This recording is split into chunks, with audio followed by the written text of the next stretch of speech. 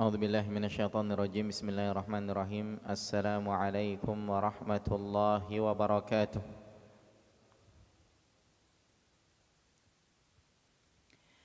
إن الحمد لله نحمده ونستعينه ونستغفره ونعوذ بالله من شرور أنفسنا ومن سيئات أعمالنا. من يهده الله فلا مضل له ومن يضلله فلا هادي له.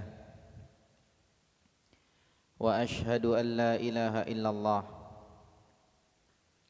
وحده لا شريك له. وأشهد أن محمدا عبده ورسوله لا نبي بعده.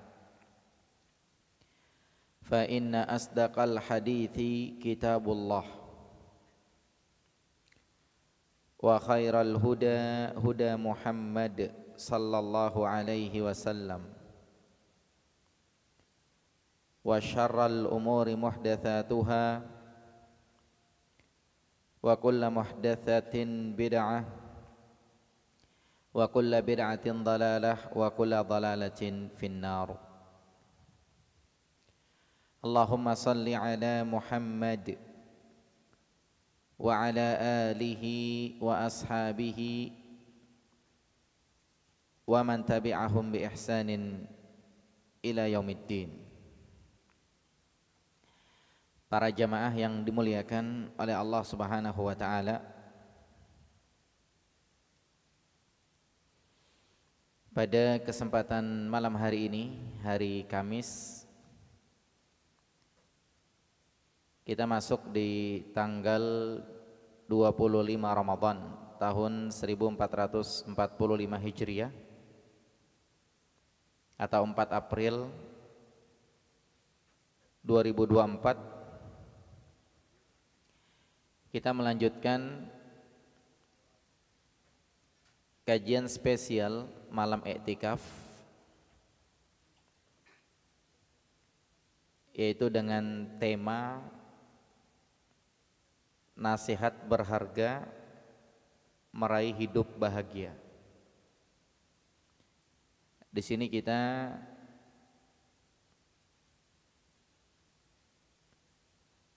mengkaji kitab kecil, judul aslinya adalah Al-Wasail Al-Mufidah Lil Hayatis Sa'idah, bersama dengan guru kita Syekh Abdurrahman As-Sa'di rahimahullah.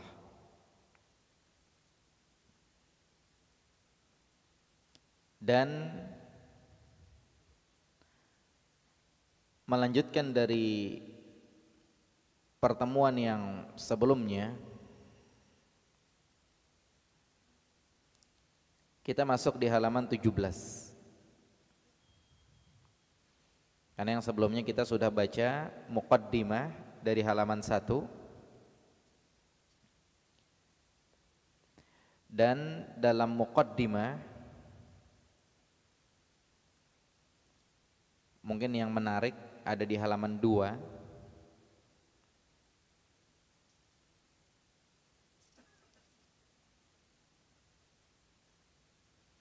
yaitu dikatakan demi mendapatkan itu semua, di halaman 2 paling atas ya, maksudnya demi mendapatkan kebahagiaan ada beberapa faktor yang harus terpenuhi. Jadi untuk bahagia syarat dan ketentuan berlaku begitu. Apa saja itu? Nah, di sini disebutnya ada 3. Ada faktor agama sehingga nanti orang jadi bahagia. Kemudian ada faktor alami, seperti kemarin kita kasih contoh, mungkin orang lari pagi kemudian olahraga, ini kan alami, dengan itu bahagia, badannya jadi pada seger-seger begitu. Ada lagi faktor amaliyah, perbuatan.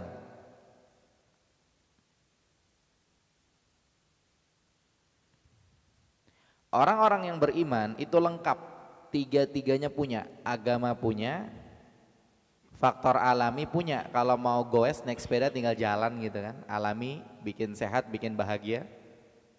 Sama perbuatan, kalau mau usaha, sukses, berhasil, punya duit banyak, senang juga, bahagia. Tapi kalau bukan orang beriman, bisa mendapatkan itu, ya mungkin butuh mentor, sehingga nanti dia akan mendapatkan kebahagiaan. Cuman agamanya nggak dapat dia, sebagaimana kemarin kita bahas. Nah, kemudian di halaman 5 kemarin kita masuk pembahasan nasihat berharga meraih hidup bahagia. Nasihatnya adalah iman dan amal soleh. Jadi faktor paling penting biar orang hidup bahagia, dia harus punya iman dan amal soleh. Dalilnya Quran di halaman 5, ini surat An-Nahl ayat 97. Allah berfirman, man amila salihan, barang siapa yang beramal soleh, min dzakarin au untha, baik laki-laki ataupun perempuan, wa huwa mu'min, dan dia beriman. Berarti beramal soleh dan beriman, iman dan amal soleh, laki atau perempuan. Fala nuhyiyannahu hayatan thayyibah, akan kami kasih hidup bahagia.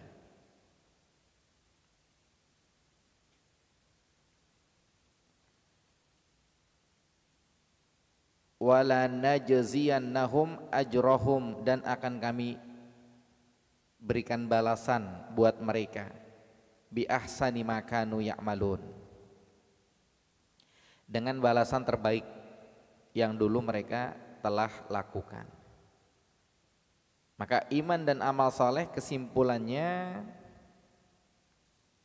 di halaman 6.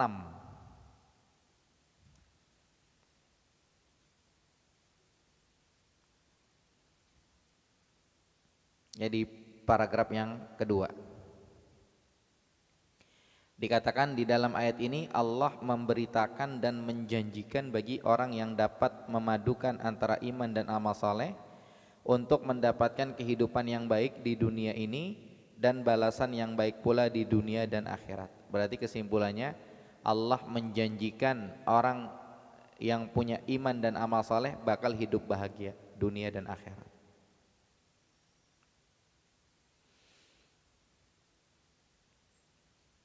Dan disebutkan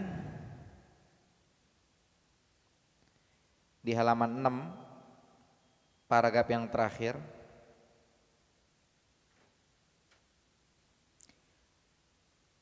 baris yang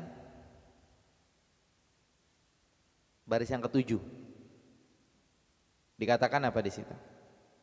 Berarti dia sudah mempunyai pondasi yang kuat untuk menghadapi segala kemungkinan. Orang kalau punya iman dan amal soleh, dia punya pondasi yang kuat untuk menghadapi segala kemungkinan. Orang kalau punya iman dan amal soleh, dia punya pondasi yang kuat untuk menghadapi segala kemungkinan. Kemungkinannya apa? Di halaman 8. Dalil hadis, ajaban li amril mu'min, luar biasa orang beriman itu. Orang beriman itu ajib, orang beriman itu istimewa, top, keren. Inna amrohu kullahu khair, orang beriman semua urusannya khair. Orang beriman semuanya baik. In asabat husarra, ini kemungkinan yang pertama. Kalau dia ngalamin seneng, kalau dia ngalamin enak.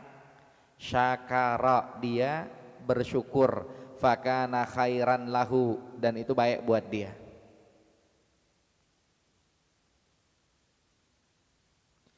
Wa in asabat hudarra, kalau dia ngalamin enggak enak, sabara, dia bersabar. Fakana khairan lahu, dan itu baik buat dia. Ada nikmat bersyukur, bagus. Ada musibah bersabar, bagus. Dua-duanya bagus. Walaysa dzalika li ahadin illa lil mu'min, dan itu enggak ada di orang lain. Adanya cuma sama orang beriman saja. Dia ngelamar kerja, ketika diterima dan itu pengennya dia, alhamdulillah, dia bersyukur. Dia ngelamar kerja, ketika tidak diterima padahal pengennya dia diterima gitu kan, ya dia bersabar, alhamdulillah ala kulli hal. Atau dia ngajuin apa ketika di ACC, alhamdulillah. Ketika tidak di ACC, alhamdulillah ala kulli hal.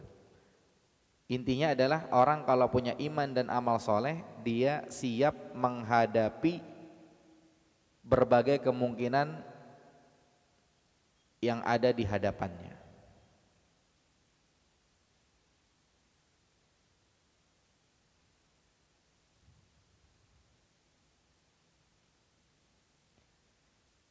Kemudian lanjutannya,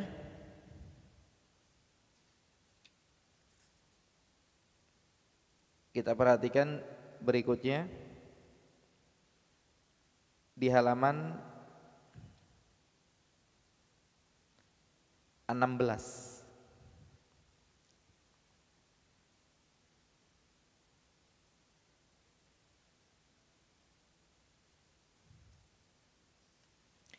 Ini penjelasan dalil paragraf terakhir di halaman 15. Coba lihat. Paragraf terakhir di halaman 15. Dikatakan orang baik dan orang jahat, orang yang beriman dan orang yang tidak beriman, orang yang rajin sholat sama orang yang malas sholat, orang yang rajin ke masjid sama orang yang malas ke masjid, orang yang rajin kajian sama orang yang malas kajian, orang beriman sama orang kafir. Pokoknya dua kubu yang berbeda tersebut sama-sama berpotensi untuk belajar, sama-sama berpotensi bisa berani.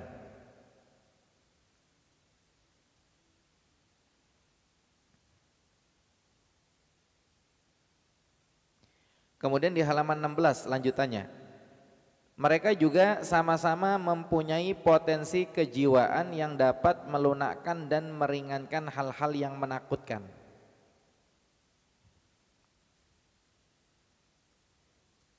Jadi orang yang beriman bisa melakukan hal-hal yang bisa bikin dia bahagia.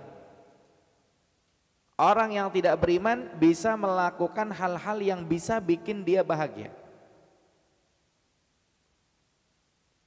Orang yang rajin ke masjid, orang yang rajin ibadah bisa melakukan hal-hal yang bisa bikin dia bahagia. Orang yang malas ke masjid, malas sholat, malas ibadah, mereka juga bisa melakukan hal-hal yang bisa bikin mereka bahagia, bisa. Sama-sama bisa goes, sama-sama bisa naik sepeda.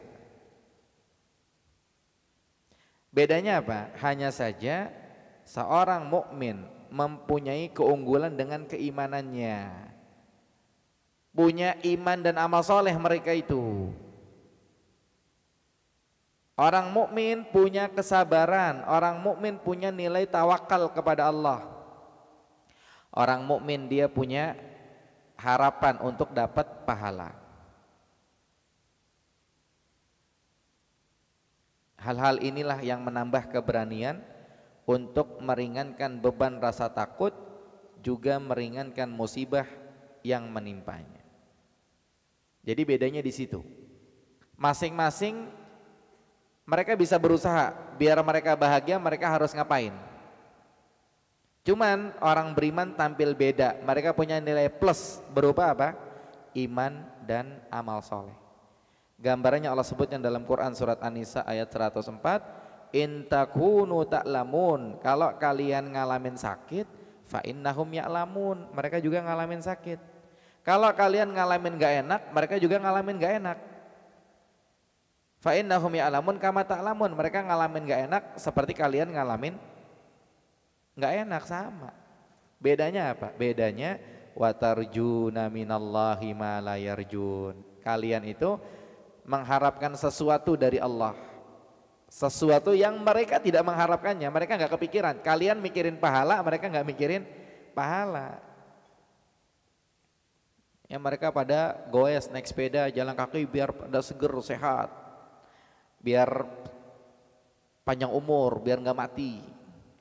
Orang beriman nggak cuman itu, orang beriman goes lari pagi apa biar sehat, biar kuat berangkat ke masjid, biar semangat hadir kajian, ya, biar badannya kuat untuk nyari nafkah buat keluarga. Orang mukmin ada nilai plusnya.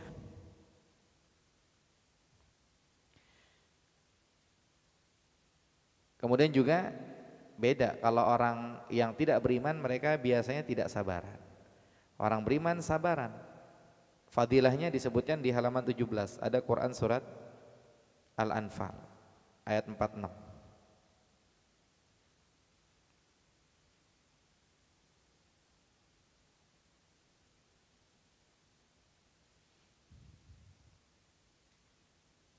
Allah berfirman, wasbiru innallaha ma'as sabirin.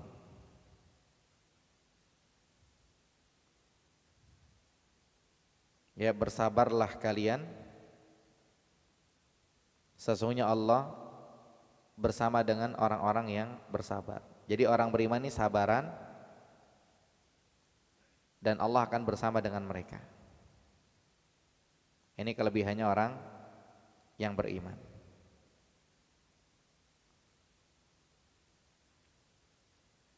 Nah, kemarin kita baru sampai sini. Sekarang kita lanjut yang nomor 2. Di antara faktor-faktor yang dapat menghilangkan kesedihan, dapat menghilangkan musibah, dapat menghilangkan keguncangan hati, adalah berbuat baik kepada sesama makhluk. Karena kalau kita berbuat baik, nanti kita bakal dapat balasan dari Allah. Dikatakan berbuat baik melalui perkataan, berbuat baik melalui perbuatan, dan berbagai macam amalan baik lainnya. Allah Subhanahu wa ta'ala akan menolak kesedihan, Allah akan menghilangkan kesedihan, Allah akan menghilangkan musibah dari orang soleh.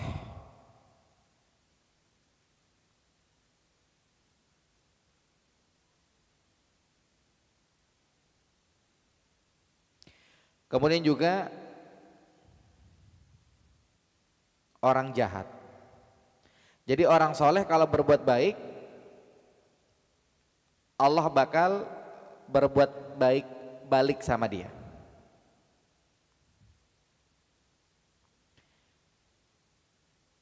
Kemudian juga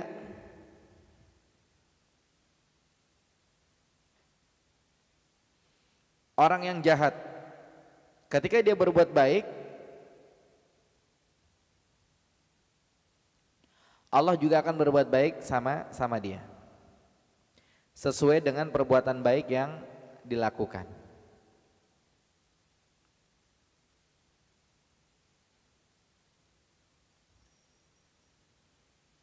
Jadi segala perbuatan baik ketika dilakukan sama orang soleh atau sama orang yang fajir, yang tidak soleh, kedua-duanya akan membawa manfaat.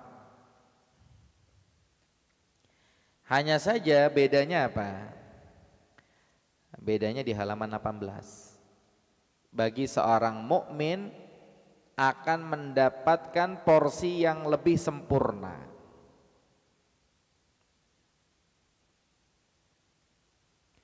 Orang kafir dia baik, dia bangun masjid misalnya, atau dia bangun fasilitas umum, Atau orang kafir baik bagi-bagi takjil. Saya lihat gerombolan emak-emak pas sholat, orang kafir bagi-bagi takjil.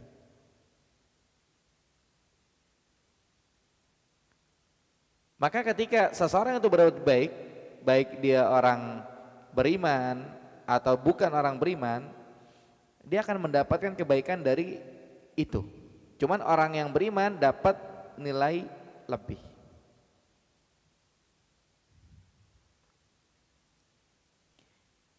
Yang membedakan seorang mukmin dari yang lainnya adalah bahwa kebaikan yang dia lakukan didorong oleh keikhlasan dan harapan mendapatkan pahala dari Allah. Dan hal itu memudahkan baginya untuk mendapatkan kebaikan yang dia inginkan. Allah juga akan menolak hal-hal yang tidak dia sukai, yang tidak dia sukai seorang mukmin, karena yang tidak disukai seorang mukmin karena berkah keikhlasan dan harapan mereka terhadap pahalanya.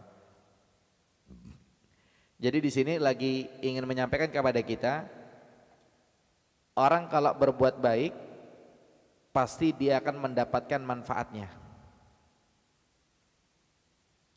Kayak orang beriman berbuat baik, tetangga lagi pindahan gitu kan, dibantuin. Beres bantuin, makan nasi padang. Ini orang rajin ke masjid nih. Tapi kan yang sebelahnya rajin bantuin juga, kagak pernah ke masjid, malas sholat. Tapi karena dia ngebantuin tetangga yang pindahan, sama makan nasi bungkus juga, enak. Beres makan dikasih duit, udah bantuin. Jadi di antara yang bisa menjadikan kita bahagia adalah kita baik sama orang. Ketika kita baik sama orang, itu akan menjadikan kita bahagia, kita senang.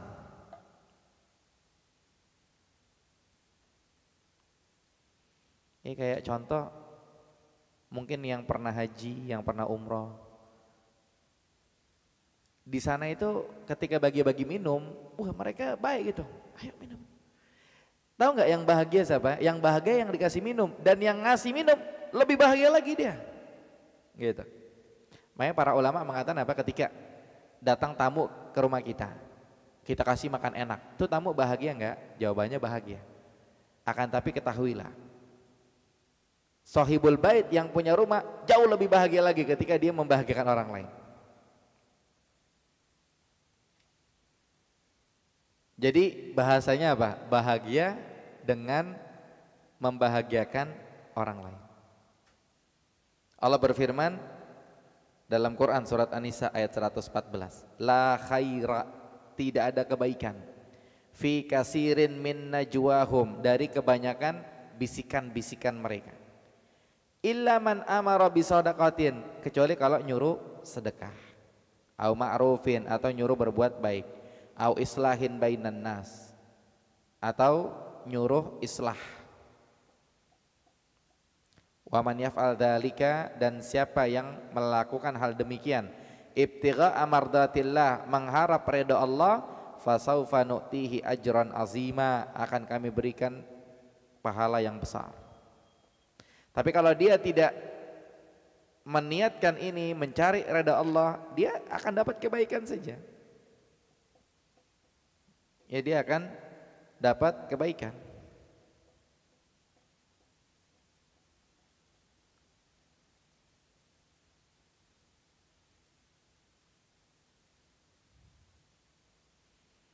Tapi ketika dia mencari ridha Allah, Allah akan berikan balasan yang lebih besar lagi.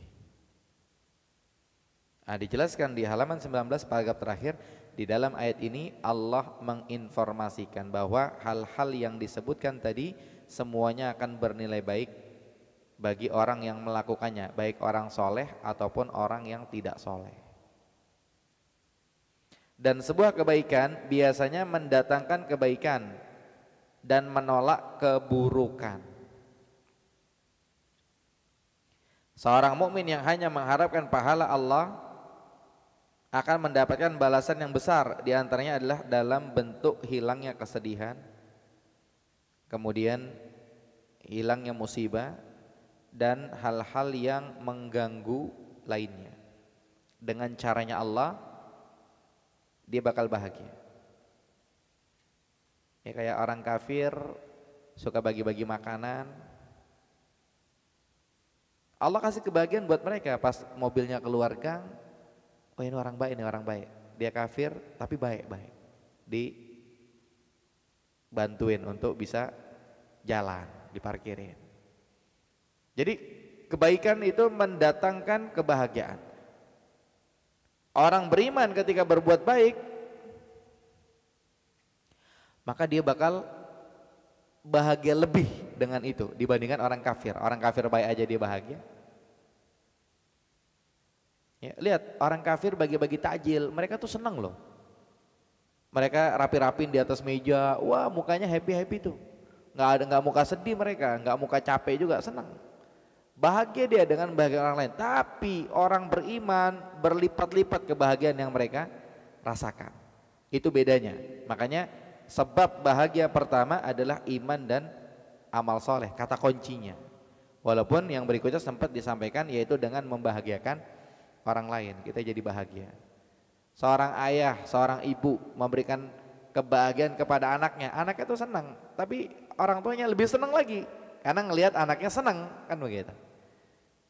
Bahagia dengan membahagiakan orang lain.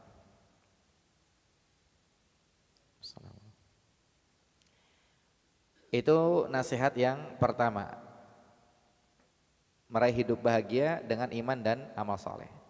Sekarang yang kedua di halaman 20,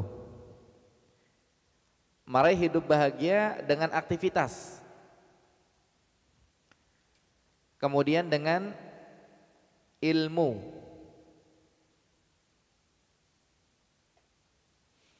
dan konsentrasi. Gambarannya ini sebelum kita baca, kadang-kadang orang tua itu dia ada aja gitu kegiatannya, mungkin beres-beres apa, aktivitas. Yang muda kadang ngelihatnya gimana, kesian apa gitu kan, dia nggak tahu yang muda. Orang tua dengan begitu jadi bahagia dia, karena apa? Ada aktivitas.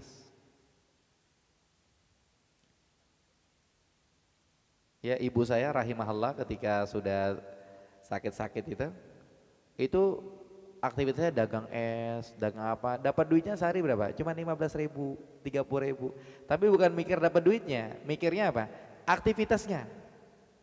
Aktivitas bisa mendatangkan kebahagiaan. Tapi detailnya kita baca coba ya. Yang pertama di sini dikatakan, di antara faktor yang dapat mengatasi guncangan jiwa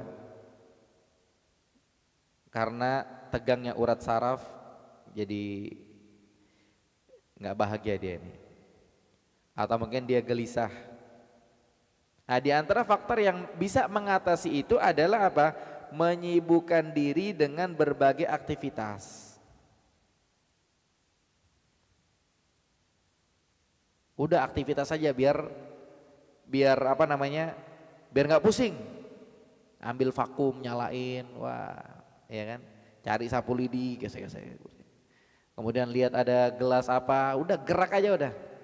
Ntar habis kajian makan, gelar gitu kan. Oh, aktivitas. Atau dengan mempelajari ilmu yang bermanfaat. Datang lagi kajian lagi. Udah pokoknya itu aja. Sehingga menjadikan kita bahagia, memalingkan dari sesuatu yang sebetulnya bisa bikin kita sedih. Dikatakan aktivitas semacam ini dapat mengalihkan perhatian hati seseorang dari hal-hal yang dapat mengguncangkannya, dari hal-hal yang bisa bikin sedih gara-gara dia aktivitas, gara-gara dia mempelajari ilmu yang bermanfaat, kajian lagi, lupa, nggak sedih.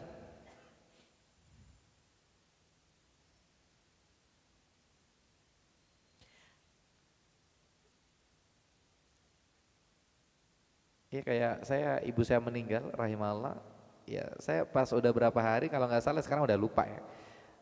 Kajian tetap jalan, kerja apa gitu, aktivitas, sedihnya hilang.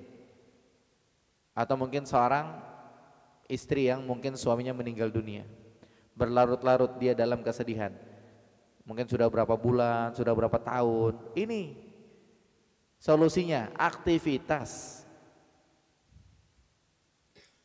Kemudian belajar ilmu yang bermanfaat. Jadi lupa nanti. Gitu. Bahkan mungkin mampu melupakan faktor-faktor yang mendatangkan kesedihan dan musibah.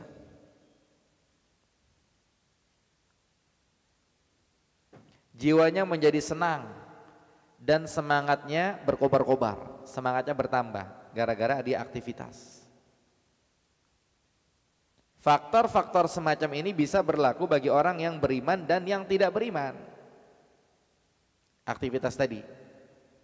Orang kafir, orang beriman, orang rajin ibadah, orang malas ibadah, aktivitas sudah, seger dia, nanti bahagia dia, seperti itu. Hanya saja orang yang beriman unggul dengan keimanan dan keikhlasannya. Jadi ketika dia menyibukkan diri dengan ilmu yang dia pelajari atau mungkin yang dia ajarkan, juga dengan perbuatan baik yang dia lakukan, maka dia jadi bahagia.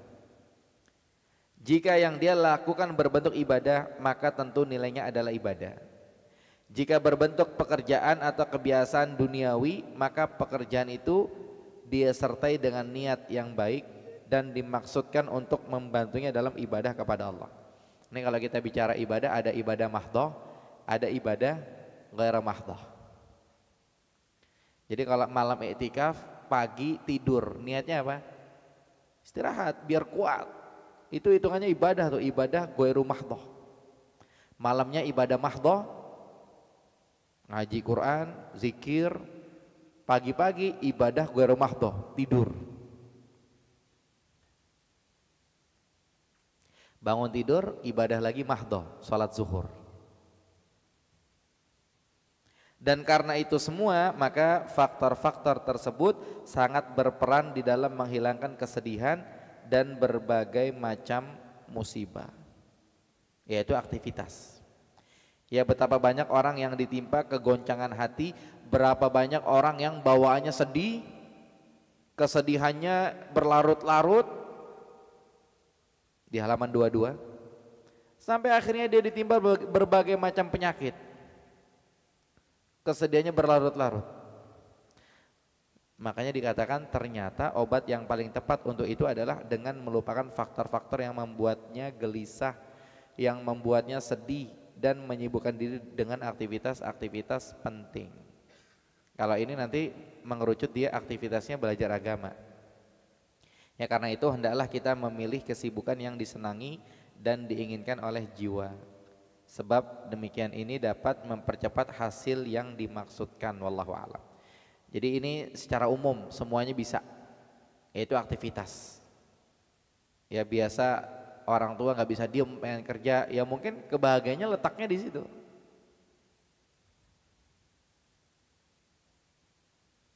Kemudian yang kedua, di antara hal yang juga dapat menolak kesedihan, yang bisa menghilangkan kegelisahan adalah mengonsentrasikan seluruh pikiran pada pekerjaan yang ada pada hari itu. Tidak memikirkan hal-hal yang akan datang atau kesedihan yang pernah terjadi. Jadi aktivitas saja udah. Jadi ada keluarganya meninggal dunia, mungkin suaminya meninggal, istrinya meninggal atau anaknya meninggal, jangan dinikmati nyaman, air mata ngalir terus gitu. Jangan, sibukkan dengan hal yang bermanfaat, konsentrasi dengan hal yang bermanfaat. Jadi jangan dinikmati sedihnya gitu. Karena itu Nabi SAW memohon perlindungan kepada Allah dari perasaan alham dan al-hazan.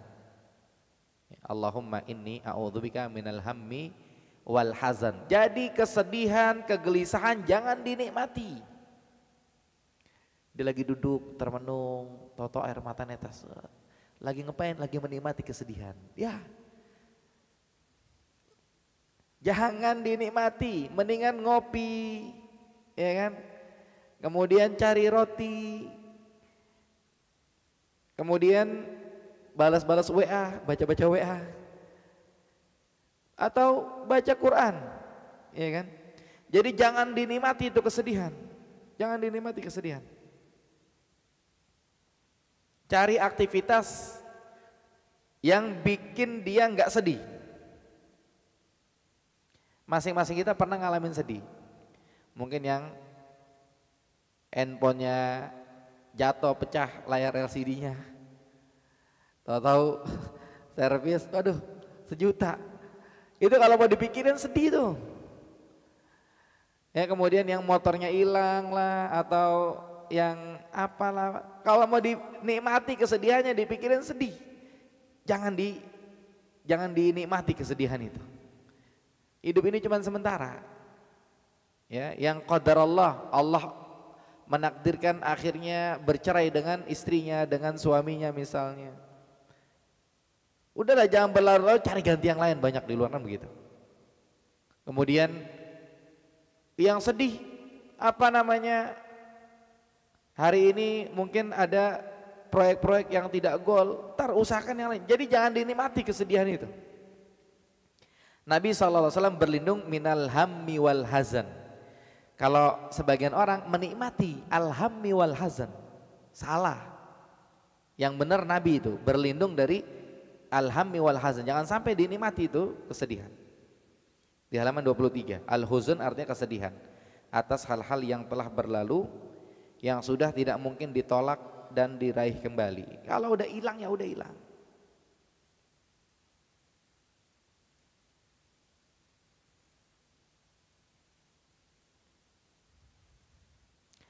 Saya kemarin ketika umroh Februari kemarin, pas kepulangan di Jeddah itu, saya bawa termos, bawa kopi, saya udah seduh, wah udah enak pokoknya, masih panas, masih full, belum saya cobain. Kemudian saya bawa oleh-oleh, ada mobil-mobilan buat anak-anak saya, ada jam tangan, saya taruh di plastik, tahu-tahu ketinggalan. Tapi alhamdulillah atas pertolongan dari Allah, di hati saya sama sekali nggak ada sedih-sedihnya. Dan di situ momen saya untuk berdakwah kepada salah seorang jamaah yang dia sedih. Ketika saya tanya, kapan umroh lagi Pak? Dia bilang, sedih Ustaz, waktunya nggak ada, ini itu dan lain-lain. Kan umroh udah pernah buat yang lain lagi. Saya bilang sama dia, Pak, antum lihat muka saya sekarang nih, barang saya hilang. Sedih nggak muka saya? Enggak kan? Antum harus seperti itu. Jadi kita berlindung dari kesedihan. Jangan dinikmati kesedihan. Cuman bukan berarti nggak boleh sedih, boleh kan? Ada, kita dengar Nabi SAW ketika Ibrahim anaknya meninggal, kemudian Nabi nangis. Salah seorang sahabat negor, ya Rasulullah kok nangis? Baru Rasulullah bilang apa? Ini tanda sayang gitu kan. Cuman tidak berlarut-larut menikmati kesedihan. Tahu-tahu di atas meja lagi asik-asik ngopi, netes air matanya. Kenapa Pak? Kenapa Bu? Ingat kemarin saudara yang meninggal, kesian. Ya menikmati kesedihan dia. Jangan dinikmati kesedihan itu. Kemudian alham artinya kesedihan yang terjadi karena perasaan takut terhadap hal-hal yang akan datang. Jadi kalau al-huzun udah lewat, nggak mungkin diulang. Kalau alham ini yang akan datang.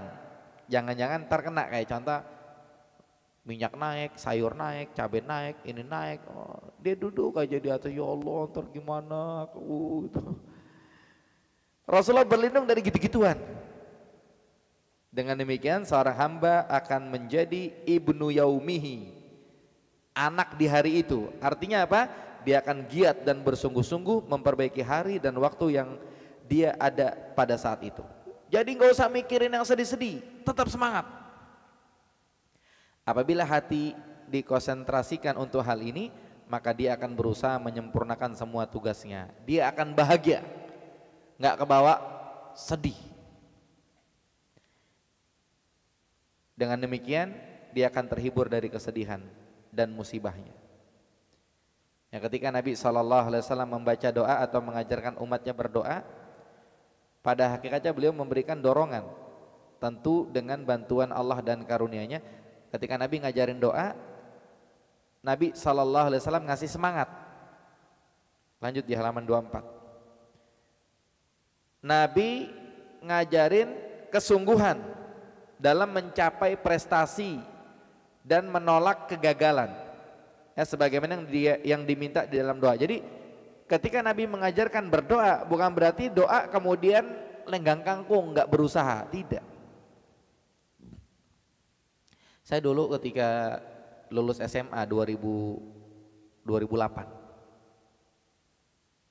itu saya pengen banget kuliah di Libya, kalau enggak kuliah di Madinah gitu.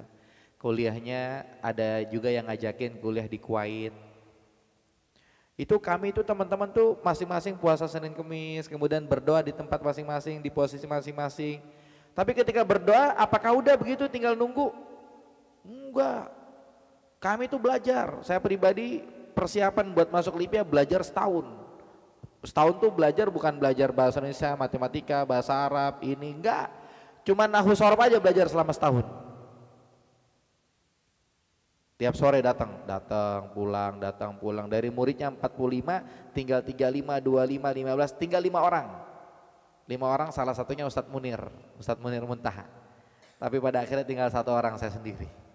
Karena mungkin beliau sibuk juga, karena waktu itu ngajar SD.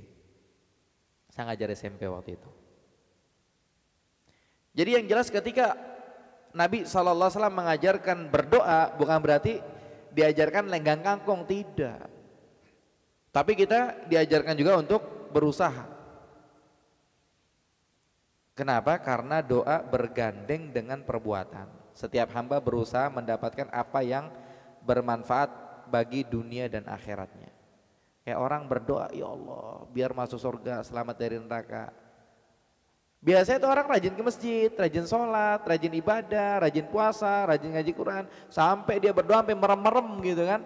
Tapi apakah merem tidur udah? Enggak, pasti dia berusaha untuk menjadi lebih baik. Dia berdoa, ya Allah besok ada proyek nih, mudah-mudahan. Akhirnya dia bangun pagi, berangkat duluan dia. Sambil dia berdoa sampai merem-merem kepada Allah Subhanahu wa taala. Tapi tetap berusaha. Jadi bukan cuma doa, habis itu tinggal nunggu, enggak. Doa dan usaha. Dan dia juga berdoa memohon pertolongan Allah agar sukses mendapatkan apa yang dia inginkan. Seperti yang disabdakan oleh Nabi SAW. Lihat di sini, Nabi ngajarin berdoa kepada Allah dan tetap semangat. Lihat, dalil hadits riwayat Muslim. Ini pernah kita bahas di Syarah Riyadhus Shalihin. Satu dalil ini waktu itu kajian 1 jam. Sekarang kita sebentar doang, kita lihat aja nih. Mungkin kita jelasin sedikit. Lihat di sini. Yang pertama, ihris ala ma yanfa'uka, Nabi mengatakan. Ya ihris, bersemangatlah ala ma yanfa'uka, terhadap sesuatu yang bermanfaat buatmu.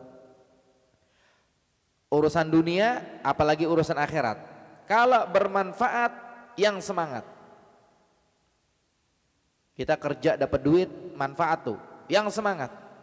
Kemudian kita sholat, kita puasa, kita ibadah, dapat manfaat, itu manfaat buat kita, yang semangat. Terus Nabi bilang apa? Wasta'in billah, jangan lupa minta tolong kepada Allah. Jadi jangan bersandar pada diri sendiri. Semangat pasti bisa, dia lupa minta tolong kepada Allah, enggak benar. Tapi minta tolong juga kepada Allah Subhanahu wa taala. Wala ta'jiz, jangan lemah. Ya jangan lemah. Jadi udah datang kajian, dilihatnya penuh, ya balik lagi dia. Jangan, pinggirin motor dulu, lihat kanan kiri dulu, ada tempat kosong, duduk.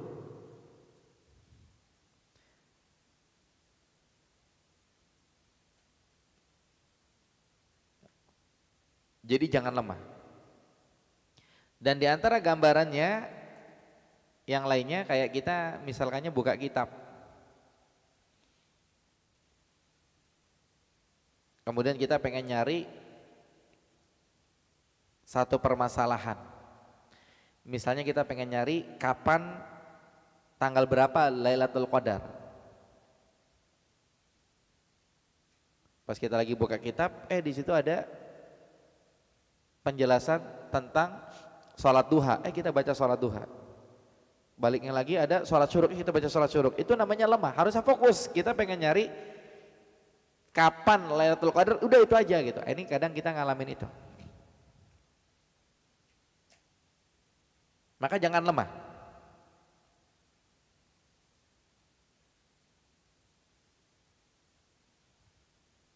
Jadi kita harus ada inisiatif. Ya bersungguh-sungguh terhadap hal yang manfaat. Ya, kayak mungkin teman-teman panitia nyari makan sahur, sini nutup, sana nutup, sini nutup. Jangan ya udahlah. Minum air aja, enggak. Jangan lemah, terus cari dapat seperti itu. Kemudian lanjut, wa idza asabaka syai'un, kalau menimpamu sesuatu, ada sesuatu yang menimpamu, fala takul, kamu jangan ngomong lau anni fa'altu kaza, coba ya tadi saya ngelakuin ini, lakana kadza wa kadza, enggak bakal begini. Jangan begitu.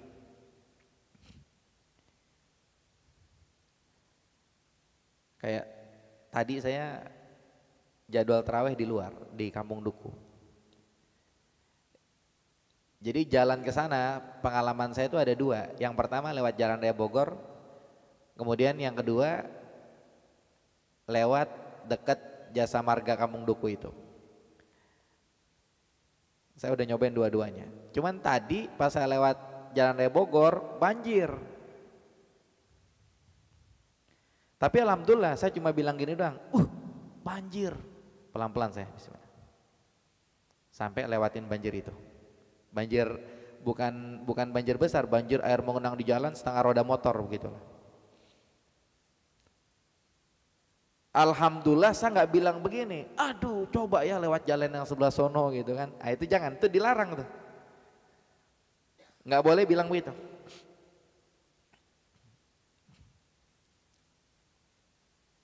Ya saya juga ketika berangkat kerja gitu kan, saya dari kantor saya bisa lewat UKI, bisa lewat Dewi Sartika, Budiasi situ. Nah, kemarin saya lewat Budiasi karena ada akses apa gitu. Wah ternyata macet sekali. Akhirnya saya bilangnya apa? Astagfirullah, macet. Selesai. Jangan bilang apa? Aduh coba ya tadi lewat UKI sana. Jangan. Kita nggak diajarin gitu sama Nabi SAW. Walakin kul, tapi kita diajarin bilangnya apa? Qaddarallah wa ma syaa fa'al. Atau qadarullah wa ma syaa fa'al. Itu kita ngomong gitu. Artinya apa? Ya udah takdir, mau gimana lagi? Selesai. Ya udah takdir, ya mau gimana lagi?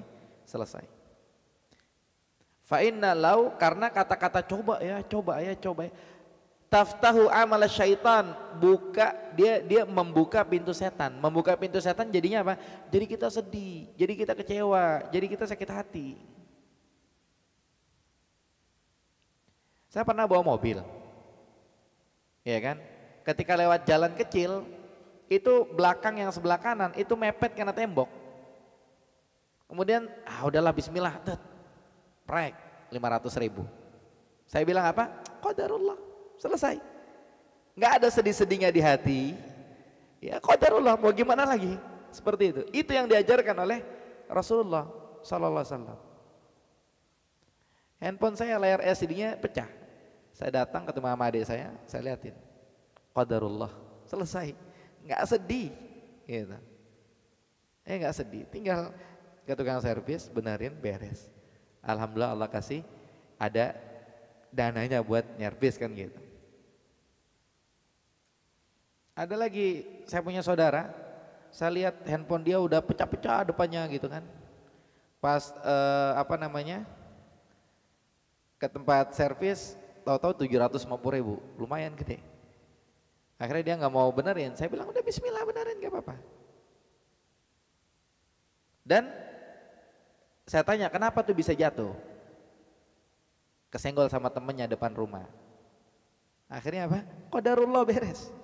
Jadi nggak sedih. Ini nasihat buat saya yang ngomong juga, yang baca ini juga, yang bacain, sama kepada semua yang dengar. Besok kalau kita ngalamin apa, coba kita praktekkan ini. Jadi jangan coba ya. Kalau gitu ntar bikin tambah sedih. Ya bikin tambah sedih. Udah qadarullah, selesai. Ada salah seorang teman saya ngajar di salah satu sekolah. Dia megang motor motor tua. Akhirnya waktu itu dipakai sama temennya, kemudian qadarullah kecelakaan, jatuh apa gimana gitu kan. Wah, nyampe rumah istrinya tahu, istrinya wah coba aturan tadi jangan kasih gini gitu, wah bukan yang begitulah. Suaminya bilang apa? Udahlah, qadarullah, mau gimana lagi? Nggak sedih suaminya, qadarullah cuma bilang gitu doang. Suaminya cerita sama saya. Dan saya kalau ketemu sama suaminya itu ngobrolnya panjang. Nanti istrinya dari dalam rumah bilangnya, Pak, wah kalau ketemu tuh nggak cukup sejam 2 jam tuh ngobrol gitu. Yang jelas seperti itulah. Kita lihat di halaman 25 paragraf terakhir. Di dalam hadis tersebut Rasulullah SAW memadukan antara perintah berusaha meraih perkara yang bermanfaat dalam setiap keadaan dengan perintah memohon pertolongan kepada Allah. Jadi ihris ala ma yanfa'uka wasta'in billah itu. Bersemangatlah terhadap sesuatu yang manfaat, jangan lupa minta tolong kepada Allah. Dan perintah agar tidak memperturutkan sikap lemah yang merupakan cerminan dari sifat malas yang berbahaya. Jadi jangan memperturutkan sifat lemah. Dalam hadis bilangnya wala ta'jiz, kalau di sini bilang. Semua itu dikumpulkan dengan perintah pasrah terhadap hal-hal yang sudah berlalu dan selalu memperhatikan qada dan qadar Allah. Jadi jangan kita tenggelam dengan alham wal hazan. Apa bedanya alham wal hazan? Kalau al hazan udah lewat nggak bisa balik. Tapi kalau alham itu yang akan datang. Ya katanya ini bakal naik, ini minyak ini bakal hilang, gantinya ntar minyak apa bakal naik. Udah, nggak usah dinikmati itu. Ya kalau emang terjadi qadarullah. Kemudian di halaman 26 paragraf terakhir. Di sini Rasulullah SAW membagi urusan manusia menjadi 2 bagian. Pertama, bagian yang dibolehkan bagi seorang hamba untuk berusaha mendapatkannya atau menolaknya atau meringankannya. Kemudian bagian kedua adalah bagian yang tidak boleh atau tidak bisa disikapi seperti di atas, karena merupakan takdir dan kehendak Allah. Jadi Rasulullah membagi ada 2 bagian. Bagian yang pertama yang bisa diusahakan, ada yang manfaat, semangat, berangkat gitu. Kemudian bagian yang kedua yang sudah nggak bisa diapa-apain lagi, gagal, kejadian ini itu, udahlah qadarullah, beres. Qadarullah wa masya'afal. Maka di sini seorang hamba dituntut tenang, rela dan menerima, dan tidak diragukan lagi bahwa memperhatikan sikap semacam ini adalah faktor memperoleh kesenangan dan melenyapkan kesedihan. Jadi dengan sikap seperti itu kita bakal bahagia. Ya, dengan sikap yang tadi disebutkan dalam hadis kita bakal bahagia. Ini silakan nanti dibuktikan. Terus terakhir satu lagi, yang ketiga. Nah, setelah ini kita tutup insyaallah. Udah jam 12 ya.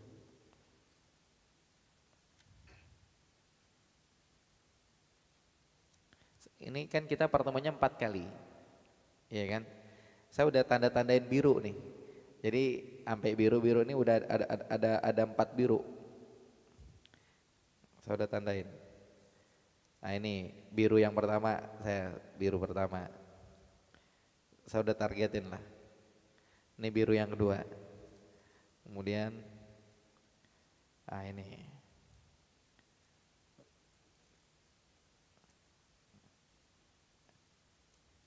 yang terakhir ya birunya di halaman 56 itu. Tapi kalau mau ngikut tanda saya boleh lah. Jadi yang pertama di halaman 17, yang kedua di halaman 31, yang ketiga di halaman 44, yang keempat di halaman 56. Taib, dikit lagi ya, satu lagi kita baca. Perhatikan. Yang ketiga, zikir. Nah ini nih, nasihat meraih hidup bahagia, yaitu dengan zikir, kemudian ingat nikmat dan selalu melihat ke bawah. Ada 3 yang dibahas di sini. Yang pertama dulu, termasuk faktor utama yang mendatangkan sikap lapang dada dan ketenangan adalah banyak zikir kepada Allah. Zikir kepada Allah memberikan pengaruh ajaib guna mendapatkan kelapangan dada dan ketenangan serta menghilangkan kesedihan dan kesusahan. Zikir kepada Allah ada pengaruh ajaib bikin orang bahagia. Kita dalam keseharian kita ada orang marah-marah, berantem apa, istighfar, istighfar, istighfar, dia astagfirullah, astagfirullah. Ada efek ajaib, ada efek dahsyat ketika orang berzikir kepada Allah Subhanahu wa taala. Zikir pagi petang, kemudian zikir ba'da sholat, itu ada efek kebahagiaan di situ. Allah berfirman dalam Quran surat Ar-Ra'd ayat 28. Ala bidzikrillah tatmainnul qulub. Ingatlah berzikir kepada Allah tatmainnul qulub. Apa artinya? Berzikir kepada Allah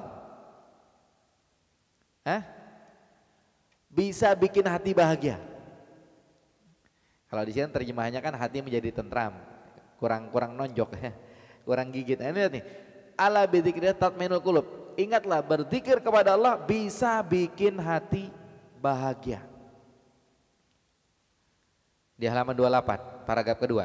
Zikir kepada Allah juga akan memberikan pengaruh yang besar di dalam menggapai kebahagiaan karena zikir mempunyai keistimewaan dan karena adanya harapan hamba untuk mendapatkan pahala dan balasan Allah. Coba yang zikir apa yang suka baca zikir pagi petang, di situ ada salawat kepada Nabi sallallahu alaihi wasallam. Dan kita tahu Nabi sallallahu alaihi wasallam mengatakan man shalla alayya marratan wahidatan sallallahu alaihi biha asyra.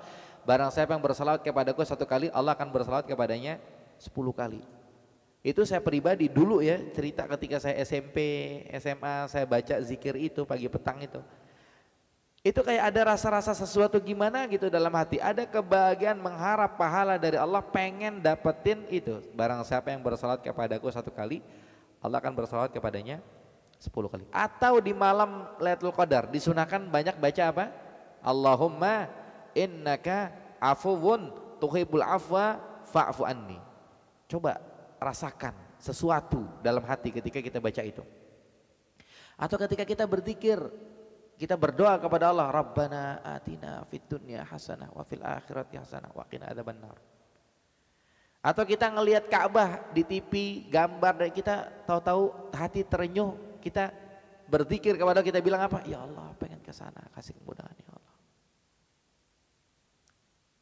Maka berzikir kepada Allah bisa bikin hati bahagia.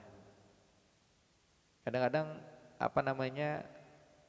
muncul nama yang diterima kerja atau nilai ujian atau kocok arisan, oh, bismillah. Habis itu pas gini, ya bukan kita, belum rezeki, alhamdulillah belum rezeki, besok kali itu bahagia. Berzikir padahal ngocoknya udah sambil merem-merem, bismillah, zikir. Bahagia, zikir itu bisa bikin bahagia. Yang kedua, lihat di antara faktor kebahagiaan adalah mengingat dan membicarakan nikmat-nikmat Allah yang tampak maupun yang tidak tampak. Jadi kita cerita nikmat Allah. Dengan mengetahui dan membicarakannya, niscaya Allah akan menolong kesedihan yang ada dan mendorong hamba untuk selalu bersyukur.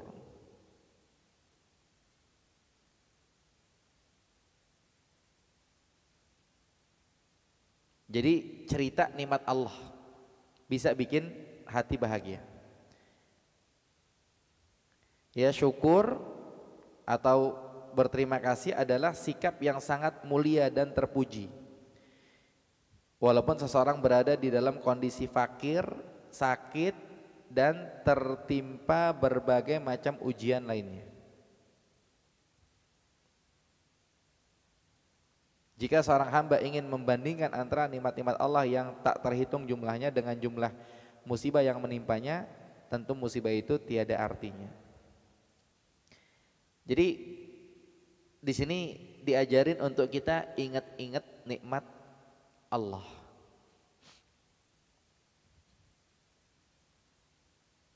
Ya kita alhamdulillah. Nanti yang satu bilang ya, saya alhamdulillah saya di kantor begini gini gini gini gini gini gini. Yang satu lagi, ih sama, saya juga alhamdulillah gini gini. Yang satu lagi cerita lagi, ih sama alhamdulillah. Maka ingat nikmat Allah bisa bikin hati bahagia. Bahkan di paragraf kedua ya, di halaman 29. Bahkan jika ada musibah yang menimpa seorang hamba, lalu dia hadapi dengan kesabaran, dia rela, kemudian dengan sikap menerima, maka bebannya akan menjadi ringan. Pada waktu yang sama, harapannya untuk mendapatkan pahala dari Allah, pada waktu yang sama harapannya untuk mendapatkan pahala Allah dan ibadahnya kepada Allah di dalam bentuk menjalankan perintah untuk bersabar dan rela akan mengubah sesuatu yang pahit menjadi manis. Manisnya pahala dapat membuatnya lupa akan pahitnya bersabar menahan musibah.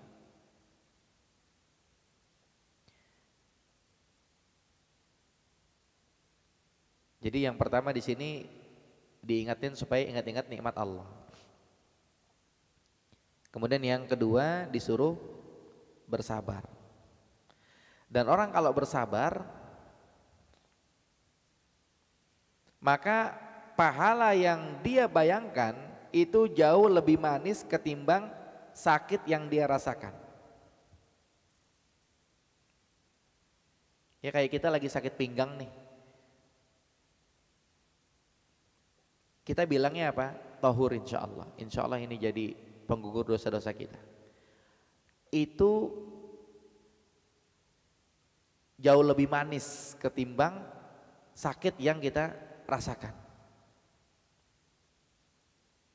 Tapi di sini intinya yang pertama adalah disuruh ingat-ingat nikmat Allah.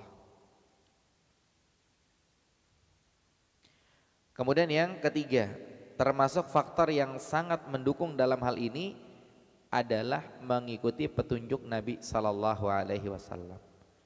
Dalam sebuah hadis sahih di mana beliau Sallallahu Alaihi Wasallam bersabda, hadis Bukhari Muslim, "Ungduru, kalian harus melihat ila man huwa asfala minkum, lihatnya ke bawah. Wala tanzuru ila man huwa fauqakum, jangan lihat ke atas." Artinya kita segini alhamdulillah, banyak orang yang lebih parah daripada kita. Jangan ngelihat ke atas. Kalau kita ngelihat ke atas, wih dia enak banget ya, kita dari dulu miskin terus, susah terus, gini terus ya gitu. Lihatnya ke bawah. Fa innahu ajudar, karena itu lebih oke, lebih pantas. Jadi lebih gampang. Alla tazdaru ni'matallahi alaikum, kalian nanti jadi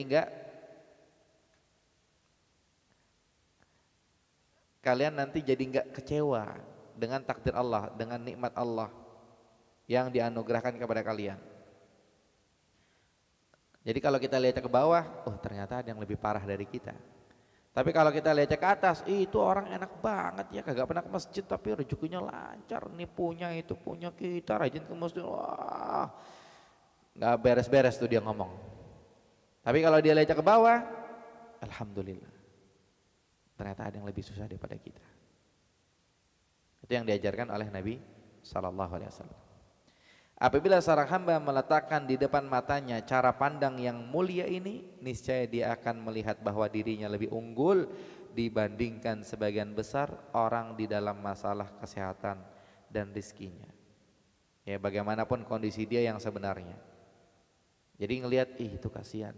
Apa kita ngelihat bahwa kita itu orang nggak punya rumah, tidur di jalan, kita punya rumah, alhamdulillah. Lihatnya ke bawah, jangan lihat ke atas. Dengan demikian akan hilang kegelisahan, akan hilang kesedihan, akan hilang keluh kesah. Kemudian bertambahlah perasaan senang, harapannya untuk mendapat nikmat-nikmat Allah yang telah dianugerahkan kepada orang-orang yang ada di atasnya. Jadi bahagia seperti itu kalau ngelihatnya ke bawah. Setiap kali seorang hamba merenungi nikmat-nikmat Allah, baik yang tampak maupun yang tidak tampak, urusan agama maupun duniawi, niscaya dia akan mengetahui bahwa Allah telah memberikan banyak kebaikan kepadanya dan Allah telah mencegah berbagai bencana darinya. Dan tentunya hal ini dapat menghilangkan kesedihan mendatangkan kebahagiaan dan kesenangan. Lihat ke bawah, jangan lihat ke atas. Taib Allahu a'lam. Sampai di sini. Nanti yang berikutnya yang keempat, ya, nasihat meraih hidup bahagia berikutnya usaha dan doa. Ini pada pertemuan berikutnya insyaallah. Sampai di sini Allahu a'lam, yang benar datang dari Allah Subhanahu wa taala, yang salah dari saya pribadi. Barakallahu fikum. Wa sallallahu ala nabiyina Muhammad wa akhiru da'wana alhamdulillahirabbil alamin.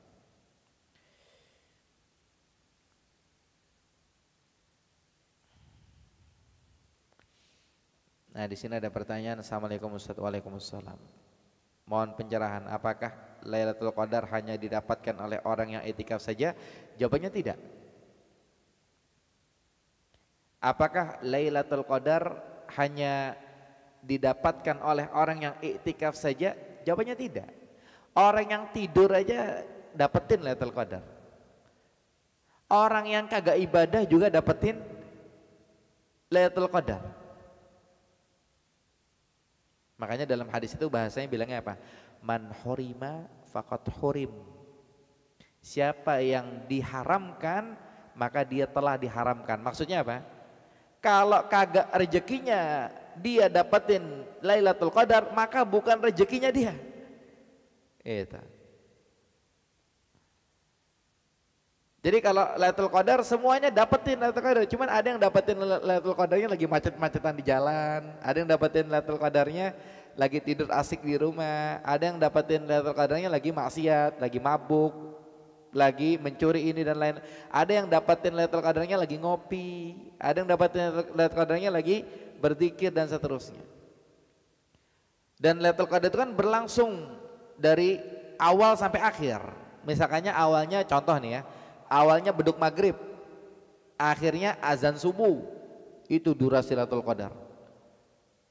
Kita dapat Lailatul Qadri khairun min alfi syahrin. Salat maghrib kita seperti 1000 bulan, salat isya seperti 1000 bulan, taraweh, lagi kita ngaji Quran, lagi kita kajian, kemudian kita bantu orang, atau kita bersih-bersih rumah Allah, bersih-bersih masjid, atau kita bantu, semuanya bernilai Lailatul Qadar. Cuman kalau ditanya apakah bisa i'tikaf di rumah, jawabannya nggak bisa. I'tikaf itu di masjid. Ya, i'tikaf itu di masjid. Makanya ada seorang bertanya, katanya dia punya orang tua di rumah. Yang lebih afdal buat dia bagaimana nih? I'tikaf di masjid apa di rumah? Ya, yang pertama lebih afdal buat orang itu mungkin di rumah, karena untuk bantu orang tuanya gitu sendirian. Kemudian yang kedua, Lailatul Qadar didapatkan oleh mereka yang di rumah dan yang di masjid. Kemudian yang ketiga, kalau i'tikaf ya di masjid. I'tikaf nggak ada cerita i'tikaf di rumah, nggak ada. Map biru di atas meja. Jadi i'tikaf itu di masjid. Tapi kalau Lailatul Qadar, apakah hanya didapatkan oleh orang-orang yang i'tikaf saja? Tidak. Sehingga yang bawa snack i'tikaf di malam itu, yang bawa snack i'tikaf di malam itu lebih baik daripada 1000 bulan.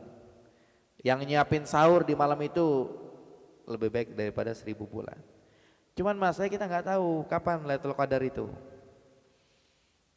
Katanya Nabi SAW pernah diunjukin Lailatul Qadar itu tanggal sekian.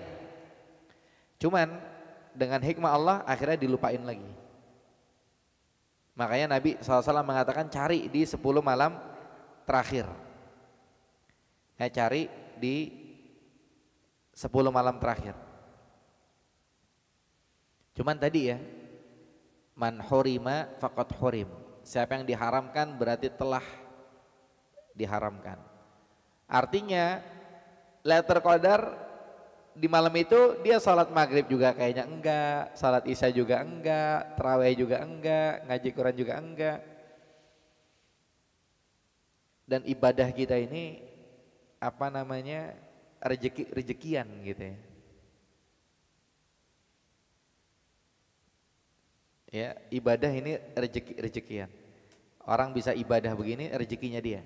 Yang satu bisa baca sejuz, 2 juz, 3 juz. Yang satu cuma bisa Allahumma innaka afuwun tuhibbul afwa fa'fu anni. Yang satu juga bisa astaghfirullah. Rezekian.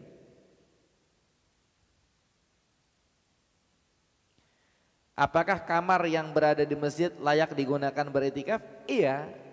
Dulu Nabi SAW iktikaf bikin kamar-kamar di masjid itu. Jadi bawa rumah-rumahan, tenda di masjid itu. Pokoknya di sini patokannya bukan kamarnya, tapi patokannya adalah masjid. Kayak apa namanya, misalkannya masjid ini ada kamar 3. Mungkin di lantai 1 ada kamarnya 1, di lantai 2 ada kamarnya 2 gitu. Kemudian dia itikaf di situ, dia ngaji Quran, kan judulnya di masjid gitu. Jadi berdiam diri di masjid.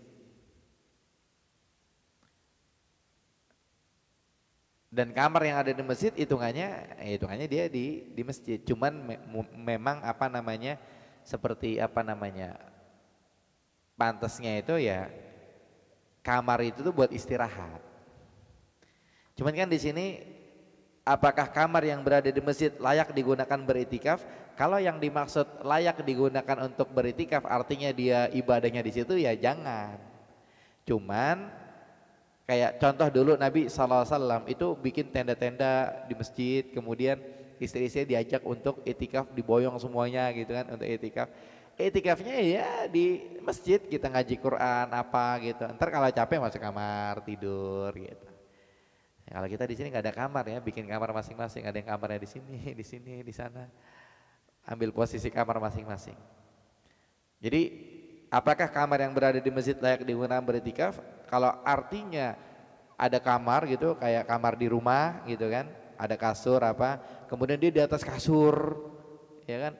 Kayaknya kurang mantep aja gitu. Masa dia ngajinya di atas kasur, dia sholat, kan ada tuh yang itikaf tuh kayak apa namanya, tahajud ya, diambil wudhu, sholat 2 rakaat gitu. Masa sholatnya di kamar di atas kasur, kan kayaknya kurang keren gitu lah. Jadi kalau begitu pemahamannya tinggal dikondisikan saja. Cuman kalau apa namanya, dalam arti itikaf di kamar itu dalam arti udah capek ya istirahat, masuk kamar tidur ya nggak apa-apa. Gitu. Ya wallahu a'lam. Ada pertanyaan lain?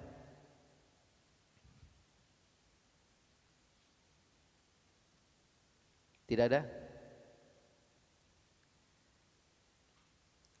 Di atas ada pertanyaan? Mau dikasih mikrofon atau WA saja?